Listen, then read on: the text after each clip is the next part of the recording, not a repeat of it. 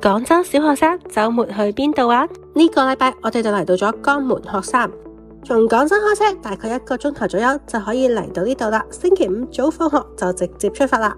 江門鶴山福朋喜來登酒店，其實呢度呢，我哋已經係第2次嚟噶啦。從廣州過嚟，落咗高速就到啦，全程都係個零鐘，一啲都唔會攰，啱晒我哋嘅心意。辦理完入住，先去大堂吧食翻件蛋糕休息一下。我自己就嘆翻一杯咖啡。今次呢，我哋訂咗嘅係一個新主題嘅親子房，房間有一個超大嘅露台，可以睇到大雁山嘅風景。呢度嘅空氣真係超舒服啊！就連呢個親子主題嘅小人尾亞都好有山林度假嘅感覺。酒店有一個好大嘅戶外婚禮草坪，仲有小朋友嘅戶外遊玩區，喺呢度玩真係夠晒放電啊！咁靚嘅戶外環境，聽講有好多人啊都會專登選擇嚟呢度舉辦戶外婚禮。玩到肚仔餓啦，就嚟宜客樂食自助晚餐。而家喺度做緊小龍蝦主題，啱晒我哋屋企呢個中意食小龍蝦嘅小朋友。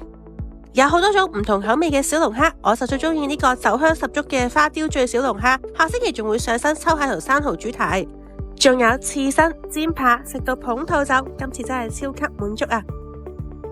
食完飯就可以喺旁邊嘅遊戲機中心玩一陣消消食，跟住就到咗我哋屋企小朋友最期待嘅環節——游水。呢個泳池係室內恆溫嘅，無論咩天氣都可以過嚟游翻下。游完水仲可以去泡一下熱力按摩池，大人就可以喺旁邊做個汗蒸放鬆放鬆。酒店呢度仲有一個養生礦泉池，而家開始入冬，有啲凍啦，浸翻一下真係超級舒服。